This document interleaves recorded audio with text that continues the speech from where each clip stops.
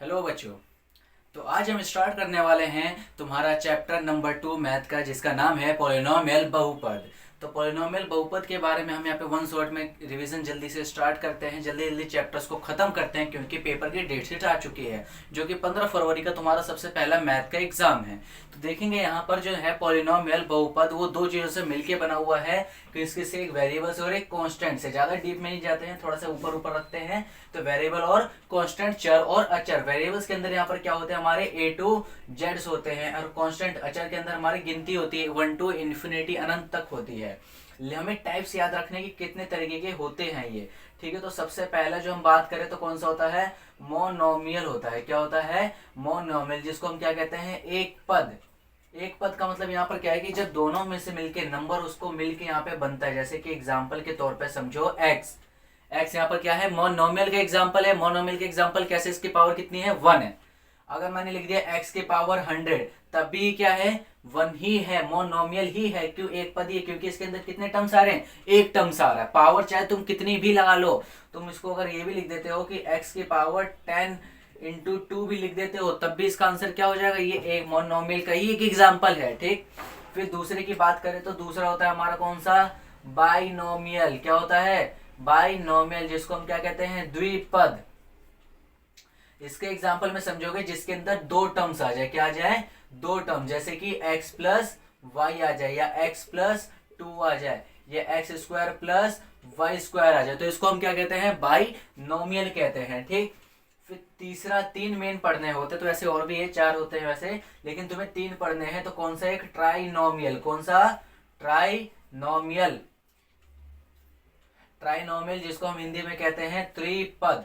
इसका एग्जाम्पल यहाँ पे समझोगे, इसका एग्जाम्पल यहाँ पे क्या हो सकता है, जैसे कि x plus y plus z, या x प्लस 2y प्लस 4। ये सारे किसके एग्जाम्पल्स हो गए, ट्राइनोमियल त्रिपद के। मतलब कि कितने टर्म्स हो रहे, देखो, एक टर्म, दो टर्म, तीन टर्म, एक दो तीन, तो कितने टर्म्स यूज हो रहे, तीन। इसके अंदर काउंट करो 1 एंड 2, 1 एंड 2, 1 एंड 2, इसके अंदर 1 1 1, तो इसके अंदर 1 टर्म। जैसे monomial, binomial and trinomial. Question तुम्हारे इस तरीके से सकता है, कोई भी क्वेश्चन दे देगा और बताएगा, पूछ लेगा तुमसे कि बताओ this is a monomial, trinomial, binomial, ये कौन सा है, पॉलिनोमियल का कौन सा प्रकार है, कौन सा टाइप्स है। तो तुम्हें पता होना चाहिए तीनों प्रकार के क्वेश्चंस, ठीक है। फिर हो गए, एक दूसरा टर्म आता है जिसको हम कहते हैं गुणांक, जिसको इंग्लिश में नाम है इसका कोफिशिएंट। क्या नाम है इसका, कोफिशिएंट। कोफिशिएंट गुणांक का मतलब क्या होता है कि कोई भी जब नंबर, नहीं, नंबर जो होता है, मतलब कब, जब चर से पहले, कोई भी वेरिएबल से पहले वाला जो नंबर होता है उसको हम क्या कहते हैं, गुणांक कहते हैं, कोफिशिएंट कहते हैं। कि अगर फॉर एग्जाम्पल समझोगे कि अगर मैंने लिख दिया कि तुम्हें इसका निकालना है, कोफिशिएंट निकालना है, कोफिशिएंट ऑफ एक्स स्क्वायर, ठीक है। क्वेश्चन इस तरीके से सकता है कि find the coefficient of x square, और मैंने एक इक्वेशन दे दी तुम्हें कि x square plus 2x plus 3। तो एक चीज बताओ, एक्स स्क्वायर का है तुम्हारा, ये रहा, ठीक है। एक्स स्क्वायर के पहले क्या है, कुछ भी नहीं है, तो कुछ भी नहीं है तो क्या, 1। तो आंसर तुम्हारा क्या हो जाएगा, 1। क्या हो जाएगा आंसर, 1। लेकिन ठीक है, ऐसे एक्स स्क्वायर एंड एक्स लिख दे इसके अंदर, साथ में एक्स की बताओ। तो देखो एक्स कहाँ है, ये रहा, एक्स के साथ कौन सा नंबर है यहाँ पर, 2। तो इसका आंसर क्या हो जाएगा, 2। प्लस का है तो सिर्फ 2 लिख दो, अगर माइनस का है तो तुम्हें यहाँ पे क्या लिखना पड़ेगा, माइनस का 2 लिखना पड़ेगा। इसको हम क्या कहते हैं, कोफिशिएंट कहते हैं, गुणांक कहते हैं। फिर एक तीसरा टर्म आता है समीकरण के प्रकार। समीकरण के प्रकार, टाइप्स ऑफ इक्वेशंस। मैं यहाँ पे कुछ शॉर्टकट भी यूज करूंगा, समझ जाना, इसको इक्वेशंस कहते हैं। तो टाइप्स ऑफ इक्वेशंस की अगर हम बात करें तो सबसे पहला जो इक्वेशन होता है वो होता है हमारा कौन सा, लीनियर इक्वेशन, जिसको हम हिंदी में कहते हैं क्या, रैखिक समीकरण। तो लीनियर, रैखिक समीकरण क्या होता है कि किसी की भी एक ऐसा समीकरण, एक ऐसा इक्वेशन जिसकी हाईएस्ट पावर कितनी हो, सिर्फ एक हो, उसको हम क्या कहते हैं, लीनियर रैखिक। जैसे मान लो कि मैंने लिखा x, इसकी हाईएस्ट पावर क्या है, 1, तो लीनियर। अगर मैंने लिखा x प्लस 2, तो ये भी क्या है, लीनियर। ये है कैसा, देखो बाइनोमियल है, कैसा है, बाइनोमियल है। लेकिन इक्वेशन के हिसाब से कौन सा है, लीनियर इक्वेशन है, क्योंकि इसकी हाईएस्ट पावर कितनी, 1। लेकिन पावर किस पे होनी चाहिए, वेरिएबल्स पे होनी चाहिए, चर पे होनी चाहिए, नंबर पे नहीं होनी चाहिए, ठीक। फिर दूसरी इक्वेशन आती है तुम्हारी क्वाड्रेटिक, क्वाड्रेटिक द्विघाती द्विघाती समीकरण, द्विघाती समीकरण क्या होता है, जिसकी हाईएस्ट पावर कितनी होनी चाहिए, 2 होनी चाहिए, कि एक्स स्क्वायर या फिर x plus two, x square plus two, या एक्स स्क्वायर प्लस वाई। ठीक है, तो इसके अंदर ये सारी कैसे, देखो हाईएस्ट पावर कितनी है, इसके अंदर 2 है, इसके अंदर 2 है, इसके अंदर एक्स वाई दो चर तो हैं, लेकिन इसके ऊपर एक है और इसके ऊपर 2, तो बड़ा कौन है दोनों में से, 2 वाला बड़ा होगा ना। तो कैसा इक्वेशन हो जाएगा, क्वाड्रेटिक इक्वेशन, द्विघाती समीकरण हो गए। ठीक, तीसरे पे देखोगे, तीसरा होता है हमारा कौन सा, cubic पोलिनोम, cubic equation. Cubic equation को हम कहते हैं त्रिघाती। फर्क याद रखोगे, ये होता है त्रिपद और ये होता है त्रिघाती। तो इसका एग्जांपल याद रखोगे, इसका एग्जांपल यहाँ पर क्या होता है कि जैसे कि x की power 3 plus x square plus x, तो इन तीनों में देखो इसकी पावर 1 है, इसकी पावर 2, इसकी पावर 3, लेकिन तीनों में से बड़ा कौन है, हेड कौन है, 3 वाला ना। तो इक्वेशन कौन सी हो जाएगी, क्यूबिक इक्वेशन हो जाएगी। फिर ऐसे y की power 3 plus x plus Z, तो इसके अंदर भी क्या हो जाएगा आंसर, क्यूबिक इक्वेशन। इसको हम कैसे इक्वेशन बोलेंगे, क्यूबिक इक्वेशन। तो ये तुम्हारे फर्स्ट एक्सरसाइज से जितने भी मेन कॉन्सेप्ट थे यहाँ पे कंप्लीट होते आते हैं सेकंड एक्सरसाइज के क्वेश्चंस पर। एक टर्म आता है शून्यक, शून्यक जिसको हम कहते हैं जीरोज इंग्लिश में। तो यहाँ पे जो जीरोज है, शून्यक है, जिसका मतलब क्या होता है कि समीकरण के अंदर जो चर है उसकी एक वो वैल्यू जो उस समीकरण में रखने पर उसका आंसर कितना कर दे, 0 कर दे, उसको हम क्या कहते हैं, शून्य कहते हैं, जीरोस कहते हैं। फॉर एग्जाम्पल ऐसे समझोगे कि अगर मैंने लिखा x प्लस 2, तो x प्लस 2 का शून्य क्या होगा, ऐसे इसमें कौन सी वैल्यू में रख दूं मैं जो इसका आंसर 0 हो जाएगा। तो मुझे इसके लिए क्या करना पड़ेगा, इक्वल में 0 रखूंगा सबसे पहले, तो फिर प्लस का जाता है तो क्या हो जाएगा, माइनस का 2, मतलब x की वैल्यू क्या आ गई, माइनस का 2। तो x की वैल्यू -2 एक ऐसी वैल्यू है जो इसमें रखने पर क्या हो जाएगा, इसका आंसर 0 के इक्वल हो जाएगा। अगर मैं 1 रखूंगा तो क्या हो पाएगा, नहीं, -1 भी रखूंगा तब भी नहीं हो पाएगा। तो मुझे ऐसे कौन सी वैल्यू रखनी पड़ेगी, -2 रखनी पड़ेगी, जो इसको क्या कर देगी, 0 कर देगी। उसी को हम क्या कहते हैं, शून्य कहते हैं। तो सेकंड एक्सरसाइज जो है तुम्हारी इसी बेस्ड पर है, तो उस पर कुछ क्वेश्चंस देखेंगे। सबसे पहले एक सेकंड एक्सरसाइज के अंदर सबसे पहला क्वेश्चन है, कुछ इस तरीके से इक्वेशन दे रखी है और x की वैल्यू दे रखी है क्या, कि 0। तो बताओ कि क्या ये शून्यक है, अगर ये इसका शून्यक है तो इसको सॉल्व करने पे इसका आंसर कितना आएगा। तो तुम्हें कुछ नहीं करना, जो x की वैल्यू दे रखी है सिर्फ उसको समीकरण में रख दो, कुछ नहीं करना। क्या करना है, x की जो वैल्यू दे रखी है उसको समीकरण के अंदर रख दो। तो यहाँ पे क्या है, 5 इंटू 0, 5x का मतलब क्या होता है, मल्टीप्लाई तो होती है। तो 5 इंटू 0 -4 इंटू 0 का स्क्वायर प्लस 3, और 0 से कुछ भी मल्टीप्लाई होती है तो आंसर हमेशा क्या होना चाहिए, 0 होना चाहिए।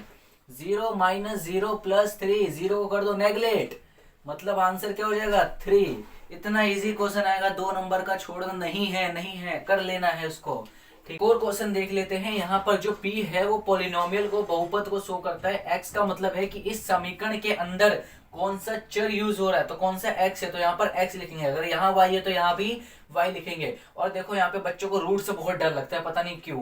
तो x की वैल्यू मैंने इसलिए रूट वाली ले ली है कि x की वैल्यू कितनी दे रखी है, 1/√3। अब मेरे को चेक करना है कि ये जीरोस है या नहीं है, इसको आंसर 0 आएगा या नहीं आएगा, एक गुणनखंड है या नहीं है। तो हम क्या करेंगे, x की वैल्यू क्या करनी है, सिंपल सा इसके अंदर रख दो और सोल्व कर दो। तो इसको क्या लिखोगे, यहाँ पे ऐसे कर दो, इसको p x की जगह रख दो 1/√3, पहले थोड़ा सा शो कर दो, फिर 3 इंटू 1/√3 का स्क्वायर -1, और फिर उसके बाद क्या कर दोगे, 3 इंटू 1 का स्क्वायर 1, इसके स्क्वायर से रूट कट जाएगा तो 3 -1, तो 3 से 3 कैंसिल, यहाँ पे क्या बचेगा, 1 -1 इक्वल टू कितना आंसर, 0। तो मतलब x की वैल्यू इसके लिए गुणनखंड है, इसका शून्यक है, इसका 0 है। तीसरा एक टर्म यूज होने वाला है जिसको हम कहते हैं गुणनखंड। क्या कहते हैं, गुणनखंड, जिसको हम कहते हैं फैक्टर, जिसका मतलब क्या होता है, सेम चीज। 0 का मतलब ही वही है, 0 फैक्टर सेम चीज है, कि मतलब अगर एक वैल्यू हो, एक ऐसी वैल्यू जो उस चर के अंदर, एक वेरिएबल्स के अंदर रखने पर उसको आंसर क्या कर दे, वो कंप्लीटली 0 कर दे, पूरा कितना कर दे आंसर, उसको 0 कर दे, उसी को हम क्या कहते हैं, फैक्टर कहते हैं। जैसे यहाँ पे ध्यान दोगे कि एक क्वेश्चन मैंने यहाँ पे लिख दिया है, कि क्वेश्चन मेरे पास कुछ इस तरीके से एक समीकरण दे दिया है, कि इक्वेशन दे दी कि x की power 3 plus x square plus x plus 1 जो है एक इक्वेशन है, और x प्लस 1 इसका फैक्टर है या नहीं है, गुणनखंड है या नहीं है, हमें चेक करना है। तो अगर कोई भी चीज फैक्टर होगी तो आंसर क्या आने वाला है, 0। तो 0 आने वाला है, तो जो फैक्टर दे रखा होगा उसको किसके इक्वल रख देना है, तो मैं सबसे पहले 0 के। क्यों रखेंगे, क्योंकि x की वैल्यू मिल जाएगी वहां से हमें। तो हम क्या करेंगे, x इक्वल टू प्लस का है तो माइनस, मुझे x की वैल्यू मिल गई, क्या x की वैल्यू मिल गई, तो मुझे मैं क्या करूंगा, इसके अंदर समीकरण के अंदर पुट कर दूंगा, जैसे हम इसमें कर रहे थे। तो मैं क्या कर दूंगा, -1 की पावर 3 प्लस माइनस वन की power 2 plus minus one plus 1। अब एक चीज तुम्हें शायद पता होगी कि अगर किसी भी पावर, जब कोई भी पावर अगर ओड के अंदर है और नंबर माइनस में है तो आंसर माइनस में ही आता है। तो 1 की पावर 3, 1 की चाहे कितनी भी पावर कर लो, आंसर कितना आने वाला है? 1 आने वाला है। लेकिन पावर कैसा है? ओड है, तो आंसर किस में आएगा? माइनस के अंदर आएगा। विषम संख्या है तो माइनस के अंदर आएगी। फिर प्लस इवन सम संख्या होती है तो आंसर प्लस के अंदर आ जाता है। तो 1 का स्क्वायर क्या होता है? 1। फिर प्लस माइनस, माइनस का 1, फिर प्लस का 1। तो देखो इससे ये कट गया प्लस माइनस, फिर प्लस माइनस से ये कट गया, तो आंसर क्या आ गया? 0। तो मतलब हम क्या लिख सकते हैं कि x प्लस 1 जो है इस समीकरण, इस इक्वेशन का फैक्टर, गुणनखंड है। तो देखो क्वेश्चन में हमें बोला कि k की वैल्यू पूछ ली जाएगी और इसके अंदर सेम चीज है कि एक इक्वेशन तुम्हें दे दी और कह रखा है कि x माइनस 1 क्या है? कि इसका फैक्टर है, गुणनखंड है। तो बताओ कि k की वैल्यू क्या होगी? तो फैक्टर है तो भैया क्या आंसर आने वाला है? 0 आना है। तो सबके इक्वल हमें क्या रखना पड़ेगा? 0। सबसे पहले मैं x की वैल्यू निकाल लूंगा कि x minus 1 equal to 0, minus का क्या तो प्लस, x की वैल्यू मेरी आ गई क्या? x की वैल्यू आ गई प्लस का 1। अब इसको भी मैं क्या करूंगा? k इंटू 1 का square minus root 2 into 1 plus 1 equal to 0। तो 1 का स्क्वायर क्या होता है? k into 1 minus root 2 into क्या होता है? 1 रूट 2 प्लस 1 इक्वल टू 0। तो k इंटू 1 k ही आने वाला है। इसको ये देखो कि अगर माइनस का जाएगा तो क्या हो जाएगा? प्लस का हो जाएगा क्या? और प्लस का जाएगा तो माइनस का। तो मतलब k की वैल्यू मेरे पास कितनी आ गई? √2 माइनस 1। k की वैल्यू क्या आ जाएगी? √2 माइनस 1। इतना सिंपल सा क्वेश्चन है, k की वैल्यू पूछ ली जाएगी। गुणनखंड दे रखा होगा, समीकरण दे रखा होगा, इसके जीरो से निकालना, x की वैल्यू निकालना, 0 के बराबर रखना और सॉल्व कर देना। देखोगे गुणनखंड के एक दो क्वेश्चन अभी हम और करते हैं। तो गुणनखंड के अंदर एक तरीका है, जब क्वेश्चन तुम्हें दे रखा होगा कि वैल्यू दे रखी होगी इसका ये गुणनखंड है, लेकिन ये कुछ ऐसे क्वेश्चन आएंगे जिसके अंदर तुम्हें पूछा जाएगा कि गुणनखंड ज्ञात करो कि उसकी वैल्यूज क्या है, गुणनखंड की वैल्यूज क्या आएगी। तो तुम्हें बड़ा सिंपल सा क्या कर लेना है, बच्चों को इसमें थोड़ी दिक्कत होती है तो ध्यान से देखोगे क्या करना है, इसकी मल्टीप्लाई किससे करनी है? 1 से। एक्स स्क्वायर वाली जो वैल्यू है उसकी मल्टीप्लाई किससे कर देनी है? सबसे लास्ट वाले से। तो 12 की मल्टीप्लाई 1 से करूंगा मैं, 12 की मल्टीप्लाई 1 से करूंगा तो क्या हो जाएगा? 12 कम 12, 12 1 जा 12। तो 12 को अब क्या कर लेना है तुम्हें? एलसीएम ले लेना है। 2 6 जा 12, 2 3 जा 6 एंड 3 1 जा 3। अब देखो तुम्हें क्या कर लेना है, शुरू का नंबर ऐसा ही एक्स स्क्वायर का एक्स स्क्वायर, फिर माइनस ब्रैकेट लगाओगे एक्स एंड प्लस का 1। तुम्हें ऐसा फैक्टर देखना है जो प्लस, यहाँ पे क्या है? प्लस, तो यहाँ पे क्या आना चाहिए? प्लस करके आंसर आना चाहिए। और अगर यहाँ माइनस होगा तो क्या होना चाहिए? माइनस करके आंसर आना चाहिए। ठीक है, तो इसलिए मैंने एक बार प्लस ले लिया, अगर माइनस वाला एग्जांपल ले लिया। तो यहाँ पे देखो प्लस है तो यहाँ ये जो 7 है कैसा? प्लस करके आना चाहिए 7 और मल्टीप्लाई करके फिर से क्या हो जाना चाहिए? 12 होना चाहिए। मल्टीप्लाई करके क्या? 12 और माइनस प्लस करके क्या? 7। तो कैसे फैक्टर बन सकते हैं? 3 का फैक्टर तो क्या पॉसिबल है? बिल्कुल है। अगर 4 और 3 को अगर मैं प्लस करता हूं तो 7 आएगा ना? बिल्कुल आएगा। मल्टीप्लाई करता हूं तो क्या 12 आएगा? 4 3 12, 4 3 12 आएगा क्या? बिल्कुल आएगा। तो तुम्हें यहाँ पे क्या लिख देना है? 4 प्लस के अंदर 3। कोई दिक्कत? 4 प्लस के अंदर 3। फिर इसको क्या कर दोगे? देखो 12x स्क्वायर माइनस का 4 मल्टीप्लाई कर दो x प्लस माइनस माइनस का 3x प्लस 1। अब देखो इन दोनों के अंदर कॉमन क्या है? इन दोनों के अंदर कॉमन एक जैसा क्या है? ये भी 4 के टेबल में आता है, ये 12 भी 4 के टेबल में आता है। तो क्या 4 बाहर बच जाएगा क्या? बिल्कुल बचेगा। यहाँ पर 2x, एक्स स्क्वायर का मतलब क्या? 2x है और यहाँ पर 1x है, तो 1x भी तो बाहर बच जाएगा।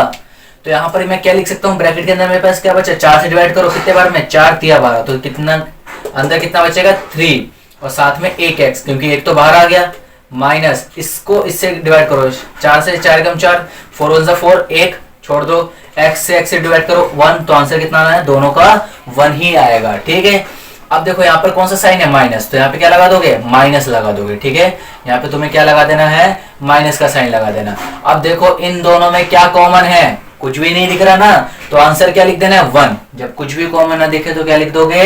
1 लिख दोगे। अब ब्रैकेट के अंदर सेम लिख दो 3x, लेकिन माइनस प्लस माइनस का 1 आ जाएगा। क्या आ जाएगा? माइनस का 1। अब एक चीज याद रखना, गुणनखंड करते समय बहुत ही जरूरी बात है कि ब्रैकेट के अंदर की वैल्यू हमेशा कैसे होनी चाहिए? सेम होनी चाहिए। ठीक, तो ब्रैकेट वाले को एक बार लिख दो 3x माइनस 1 और बाहर वाले को एक साथ 4x माइनस 1 और तुम्हारा ये आंसर हो जाएगा। क्लियर? दूसरा एग्जांपल देखोगे कि दूसरा एग्जांपल मैंने माइनस वाला ले लिया है। ठीक है। माइनस वाले के अंदर हम देखेंगे कि 6 की मल्टीप्लाई किससे कर देंगे, हम यहाँ पर 6 से कर देंगे। तो 6 से कितना हो जाएगा यहाँ पर 36। 36 के एलसीएम लोगे तो यहाँ पे क्या 6 हो सकता है, और कोई फैक्टर लोगे तो 9 4 जा 36 आ सकता है। मैं डायरेक्ट फैक्टर बता देता हूँ तुम्हें, ठीक है। तो तुम यहाँ पे क्या लिखोगे 6x² प्लस ब्रैकेट लगाया x माइनस 6। अब एक ऐसा नंबर बताओ जो माइनस है, तो यहाँ पे क्या मतलब ये 5 कैसे चाहिए, मुझे माइनस करके चाहिए। तो ऐसा नंबर जो माइनस करके 5 आ जाए, फिर से मल्टीप्लाई करके कितना आ जाए 36 आ जाए। कितना आ जाए 36 36 आ जाए। तो देखो 6 और 6 को माइनस करूंगा तो आंसर क्या 0, 5 आएगा क्या, नहीं। 9 और 4 को माइनस करूंगा तो आंसर कितना आ जाएगा 5। तो मतलब मेरा फैक्टर कौन सा है 9 और 4, 9 एंड 4। तो मैं यहाँ पे क्या लिखूंगा 9 माइनस 4, ठीक। तो यहाँ पर क्या हो जाएगा 6x² प्लस का 9x और माइनस का प्लस माइनस माइनस ही होगा, तो माइनस का 4x माइनस 6। अब ध्यान से देखो इन दोनों के अंदर कॉमन क्या है, 3 के टेबल में आते हैं ना दोनों, तो 3 के टेबल में आते तो क्या लिख दोगे 3x, क्योंकि दोनों में x भी है। 3 से डिवाइड करो कितने बार में 2, 3 2 6 और साथ में x, फिर इसको डिवाइड करो 3 3 9, तो प्लस का 3 और x तो बाहर आ चुका है तो नहीं, कुछ भी नहीं। यहाँ पे साइन कौन सा माइनस, तो यहाँ पे क्या लगाओगे सबसे पहले माइनस। अब इन दोनों में कॉमन क्या है, देखो दोनों के 2 के टेबल से कटेंगे तो यहाँ लिख दो 2, x तो नहीं है दोनों में, तो 2 से डिवाइड करो 2 2 4, minus minus plus minus minus plus, 2 3 6, तो आंसर कितना 3। अब देखो क्या ब्रैकेट में मैंने सेम लिखा है, सही किया है मेरा मतलब। तो यहाँ पर हम क्या लिख देंगे 2x प्लस 3 और बाहर वाला एक साथ 3x minus 2, it's our answer. I hope तुम्हें समझ में आया होगा। आज के लिए हम इतना रखते हैं, बाकी की चीजें जो सेकंड चैप्टर में रह गई है उसको हम नेक्स्ट पार्ट के अंदर कवर करेंगे। और इन चीजों की तुम्हें प्रैक्टिस करनी है। ये सारे क्वेश्चंस तुम्हारे बुक के हैं, तो इन सभी क्वेश्चंस को दोबारा से रीअटेम्प्ट करने हैं जाके। में ना आए तो इसको वीडियो को बार बार रिपीट करके देखते रहें, ताकि चीजें अच्छे से तुम्हारी क्लियर हो जाए, पेपर में कुछ ऐसे नंबर्स मार्क्स ऑब्टेन कर सको, गेट कर सको। मिलते हैं नेक्स्ट वीडियो में, नेक्स्ट पार्ट में। इसके आगे कुछ और क्वेश्चन जो है फॉर्मूले बेस्ड, उन चीजों को हम कंप्लीट करेंगे।